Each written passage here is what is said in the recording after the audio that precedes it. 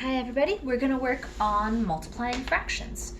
So remember that multiplying means to do the same thing over and over again. So the question we're going to start with is 1/3 times 2, or 1/3 set out 2 times. Well, there's 1/3 one time.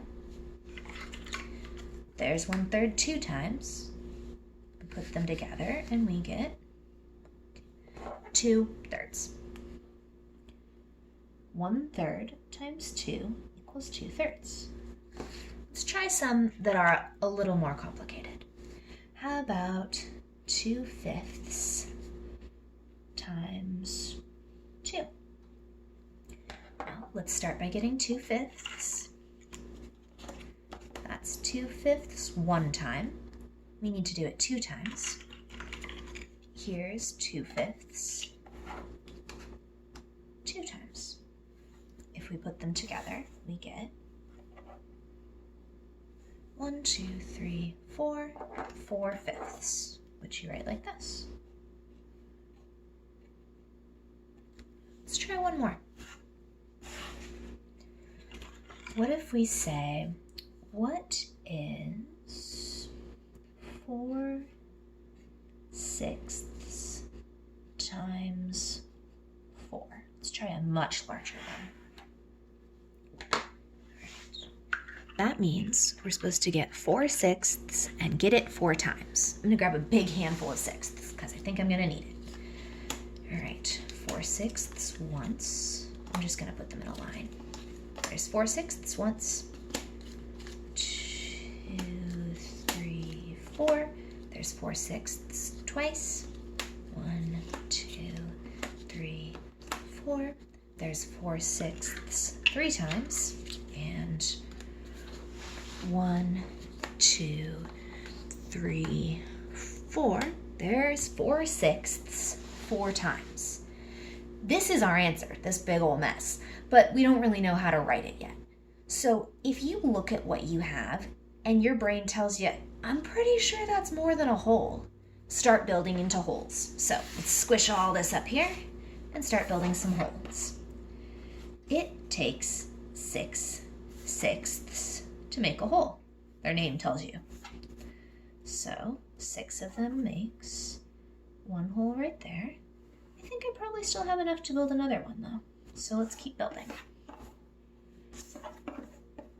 Keep using my sixths. Okay. There's another hole. I used up 6 here and 6 here. 6 plus 6 is 12. I've used up 12 of my sixths. 13, 14, 15, 16. I had 16 sixths. That means that one way I could write the answer is 16 sixths. But a better way to write the answer would be to find out how many holes I have. I have 2 holes, so that's a big number 2. And 1, 2, 3, 4. 4/6 left over. Now, if you watched the last couple working with fractions videos and you want to do the awesome thing where you reduce the answer, where you see if you can write the fraction part as less pieces, you can do that now. So if you have no idea what I'm talking about, no worries. But if you do, let's work on that together. So we have 2 and 4/6. Let's figure out another way to write it. The 2 will stay the same. But let's look at our 4/6 and see if we could change it into anything that uses smaller pieces. Let's try, well, halves won't work. There's still something left over. It has to use up everything we have. So let's try thirds. That third is the same as 2 of the sixths. That third is the same as 2 of the sixths, which means that 4/6 is equivalent, it is exactly the same as 2/3. So if you wanted to reduce your answer, if you wanted to be as correct as humanly possible and have the most awesome answer, 2 and 2/3 would be the most awesome answer. 2 and 4/6 would still be awesome and correct, and 16/6 would still be correct. But if you can, push your brain to make all of these steps. Get the 16/6 turn it into the 2 4/6, and then figure out if you can reduce it and get yourself your 2 2/3. This is good work for your brain. So if you feel like you can manage it, give it a try. Remember that you have your fraction pieces at home. If you need more, let me know. I can print them for you or post the document so that you can print some for yourself at home. And remember that when you're cutting them out, it's probably a good choice to write the value of each piece on them, since yours don't have that printed on them. If you don't want to, that's your choice, but I think it will be a little less confusing if you have them there.